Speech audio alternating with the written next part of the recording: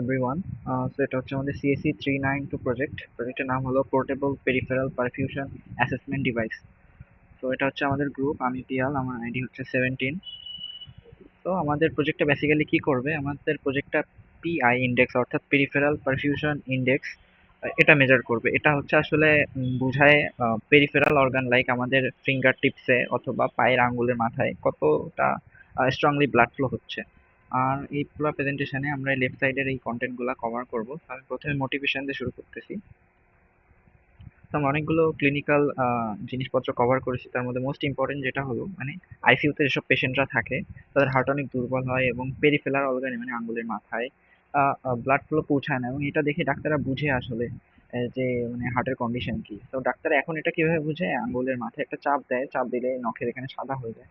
তো পরবর্তীতে যখন আবার রক্ত এখানে রিফিল হবে, লাল হবে, তো এই টাইম ডিফারেন্সটা মেজার করে ওনারা বুঝে যে কতটা ভালো কন্ডিশনে আছে। তো আমরা এটা কভার করব।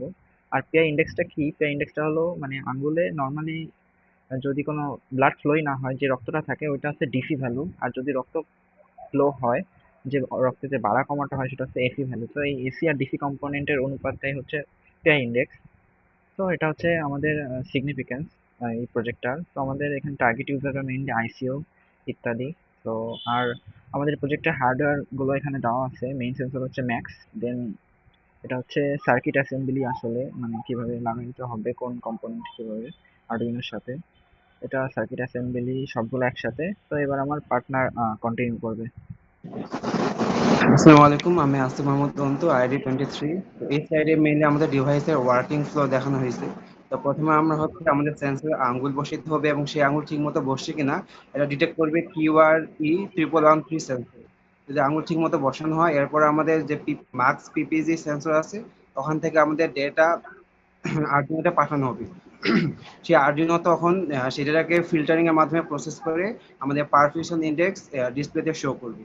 তো এরপরে স্লাইডে দেখানো হয়েছে কিভাবে আমরা কিভাবে কম্পোনেন্ট আলাদা করব। তো আমাদের সিগন্যাল যেটা আসবে ওটা থেকে আমরা ডিসি কম্পোনেন্ট এবং এসি কম্পোনেন্টকে আলাদা করে আমরা সেই রেশিওটাই আমাদের মেইনলি পিআই ইন্ডেক্স। তো এরপরে স্লাইডে আমরা মেইনলি দেখাচ্ছি আমাদের সফটওয়্যারটা কিভাবে কাজ করবে। তো আমরা আমাদের যখন মানে আঙ্গুল যখন সেন্সরে যাবে তখন সেখান থেকে যে ডেটা আসবে সেটা মূলত আর্ডিনোর মাধ্যমে আমরা ডিসপ্লে করব।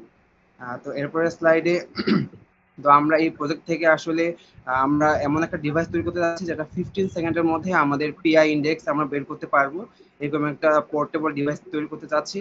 আর এরপরে স্লাইডে আমরা ইমপ্লিমেন্টেশন প্ল্যান বের করব। তো আমাদের হচ্ছে সেন্সর গুলো আগে চেক করতে হবে ঠিক আছে কিনা, এরপর সেখান থেকে ঠিকমতো সিগন্যাল পাওয়া যাচ্ছে কিনা এবং সেই সিগন্যাল আরডিনোর মাধ্যমে প্রসেস করে আমরা সেখান থেকে পিআই বের করে সেটা আমরা ডিসপ্লে করব এবং সেগুলো সবগুলোই আমরা হচ্ছে একটা সিঙ্গেল প্রোডাক্টের মধ্যে নিয়ে আসা ট্রাই করব।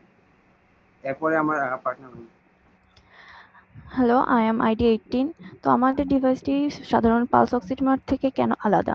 এটি শুধুমাত্র ডেফিনাইট ভ্যালু না দেখে একটি পিআই ট্রেন্ড দেখাবে, সাথে সাথে রিডিং এর রিলায়েবিলিটির পার্সেন্টেজও স্ক্রিনে শো করবে।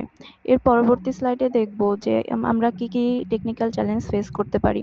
প্রথম চ্যালেঞ্জ হতে পারে মোশন আর্টিফ্যাক্ট, যেমন পেশেন্ট যদি নড়াচড়া করে তাহলে সিগন্যালে এফেক্ট পড়তে পারে। তারপরে ক্যালিব্রেশন কিংবা লাইটিং এফেক্টসও একটা ইস্যু হতে পারে। আর তারপরে বড় ইস্যু হতে পারে পাওয়ার ম্যানেজমেন্ট, যে পাওয়ার ম্যানেজমেন্ট করে পোর্টেবিলিটিতে এই পাওয়ার ম্যানেজমেন্টটা একটা ইস্যু হয়। পরবর্তীতে আমরা ফিউচার অ্যাসপেক্টটা কি, তো ফিউচারে আমরা ক্লিনিক্যাল ভ্যালিডেশনের মাধ্যমে এটা আইসিইউর ডাটার সাথে মিল করে এর অ্যাকুরেসি ইনক্রিজ করতে পারি।